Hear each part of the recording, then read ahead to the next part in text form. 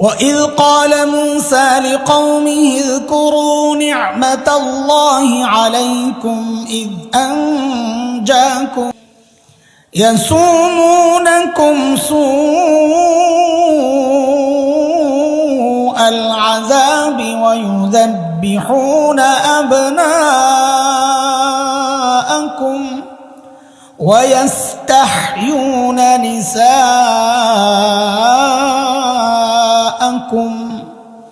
وفي ذلكم بلاء من ربكم عظيم।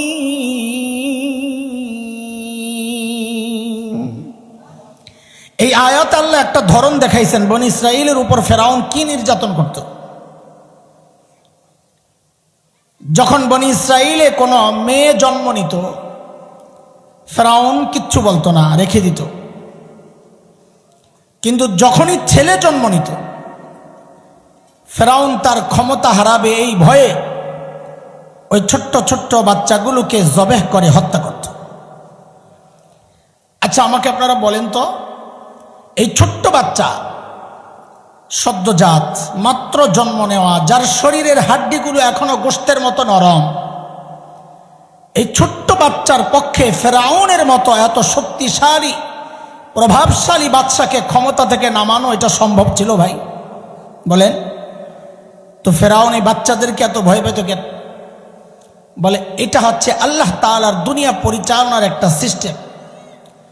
কেউ যখন হক হয় সে যত দুর্বল হোক না কেন, কেউ যখন বাতিল হয় সে যত শক্তিশালী হোক না কেন, আল্লাহর সিস্টেম এটা। আল্লাহ ওই দুর্বল হকের ভয় ওই শক্তিশালী বাতিলের কলিজায় ঢুকায় দেয়। এর এক জ্বলন্ত প্রমাণ হচ্ছে বাংলাদেশের আলেম উলামা। কি আছে আমাদের কাছে? এত ডরান কেন? ভালো করে চেক করলে একটা মিসওয়াক, একটা তসবিহ আর আমার মতন ছাত্র হইলে সাথে একটা কলম পাইবেন, এছাড়াও তো আর কিচ্ছু নাই। তারপরও কি ভয়! সুবহানাল্লাহ। আমাদের শেখ মুর্শিদ আল্লামা আহমদ শফি নওয়ারাল্লাহু মারকাদাহ জীবনের শেষ সময়টা যখন পার করছিলেন, মানুষটা হুইল চেয়ারের মধ্যে সোজা হয়ে বসে থাকতে পারতেন না, কাত হয়ে যেতেন।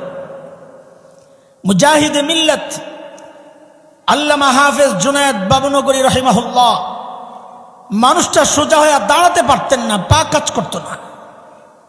অথচ আমরা কি দেখেছি? ওই দুর্বল মানুষগুলোর ভয়ে শুধু বাংলাদেশ না, সারা দুনিয়ার শক্তি থাকতো অস্থির। এই দুর্বলরাই কখন কোনটা ঘটায় দেয়। হ্যাঁ, এটা আল্লাহর একটা সিস্টেম।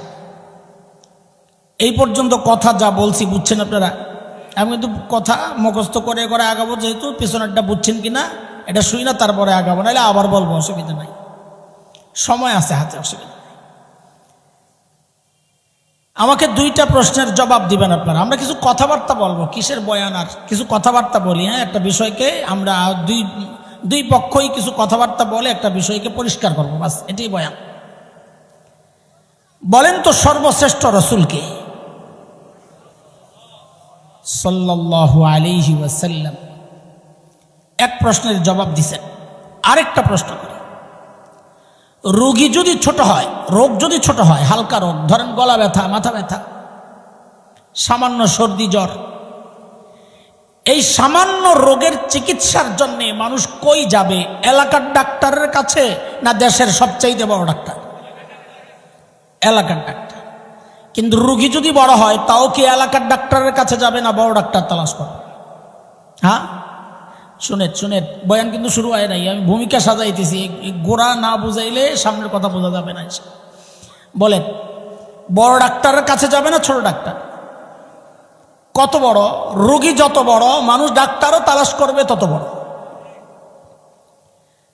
এই যে দুইটা জবাব আপনারা দিছেন, এই দুই জবাবকে একসাথে করে আমরা আমাদের তৃতীয় প্রসঙ্গটা বের করছি। যেহেতু আল্লাহ তাআলা সমস্ত নবীদেরকে দুনিয়ায় পাঠিয়েছেন দুনিয়ার অসুস্থ মানুষের চিকিৎসার জন্য, এই অসুস্থতা শারীরিক না, আত্মিক। যেহেতু সমস্ত নবীকে আল্লাহ পাঠাইছেন মানুষের চিকিৎসার জন্যে, তো বুঝতে হবে এটা আল্লাহ সর্বশ্রেষ্ঠ রসুলকে ওই যুগেই পাঠাইছেন যেই যুগের মানুষগুলো ছিল মানব ইতিহাসের সবচাইতে জঘন্য আর খারাপ মানুষ। বলে কেমনে বুঝলেন? বলে ডাক্তার যেহেতু সবচাইতে বড়, বোঝা গেল যাদের চিকিৎসার জন্য পাঠানো হয়েছে ওরা রোগীও ছিল সবচাইতে বড়। কথাটা কি বুঝে আসছে? সেই রোগীদের যুগটাকে ইতিহাসে বলা হয় আইয়ামে জাহিলিয়া, বর্বরতার যুগ। বর্বরতার মাত্রা কতদূর ছিল যে ওদেরকে ঠিক করার জন্য আল্লাহ সর্বশ্রেষ্ঠ রাসূল আনলেন। ইতিহাস পড়েন, দেখবেন শরীরের পশম দাঁড়ায় যায়, আরে বাপরে বাপ, মানুষ এত খারাপ কেমন হয়? কি করতো জানেন? একটা পয়সার জন্য মানুষকে খুন করে ফেলত। আরে মূর্তি পূজা এখন হয় কিনা? এই জুয়ানরা তোমরা কথা কইও, বুড়ারা চুপচাপ থাকো, তোমরা কথা কইলো। মূর্তি পূজা এখন হয় না? হয় না? তখনও হতো। পার্থক্য কি? এখন মসজিদের মধ্যে মূর্তি রেখে পূজা করা হয়, অথচ তখন বাইতুল্লাহর ভেতরেই ছিল 360 মূর্তি, ঘরের মধ্যে আলাদা মূর্তি, মন্দিরে আলাদা। কোথাও সফরে গেলে, দূরে গেলে বগলের নিচে করে, পকেটে করে মূর্তি একটা, ছোট্ট মূর্তি একটা নিয়ে নিত। কেন? রাস্তায় পূজা করার জন্য যদি আবার খোদা না পাওয়া যায়, পূজা যেন মিস না হয়, বান্দা খোদা পকেটে লয়ে ঘুরে। এই ছিল অবস্থা। জন্ম নিয়ন্ত্রণ এখন হয় কি হয় না বলেন? তখনও হতো। পার্থক্য কি? এখন জন্ম নিয়ন্ত্রণ হয়, পেটের মধ্যে বাচ্চা নষ্ট করা হয় অথবা আসতে দেওয়া হয় না। আর তখন জন্ম নিয়ন্ত্রণ হতো বাচ্চা হওয়ার পর দেখতো ছেলে না মেয়ে। যদি দেখছে ছেলে রেখে দিত, আর যদি দেখছে মেয়ে হয়েছে, এটা ছিল বাবার জন্য সামাজিক কলঙ্ক। আমি মেয়ের বাবা, ওই কলঙ্ক থেকে বাঁচার জন্য বাবা নিজ হাতে নিজের কলিজার টুকরা মেয়েকে জীবন্ত কবর দিয়ে দিত। কুরআন আল কারীমের একাধিক জায়গায় আসছে বিষয়টা। 14 নম্বর পারা, সূরাতুন নাহল, 58-59 নম্বর আয়াত। আল্লাহ বলেন, وَإِذَا بُشِّرَ أَحَدُهُم بِالْأُنثَىٰ ظَلَّ وَجْهُهُ مُسْوَدًّا وَهُوَ كَظِيمٌ يَتَوَارَىٰ مِنَ الْقَوْمِ مِن سُوءِ مَا بُشِّرَ بِهِ أَيُمْسِكُهُ عَلَىٰ هُونٍ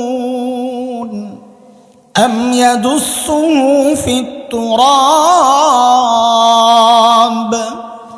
أَلَا سَاءَ مَا يَحْكُمُونَ।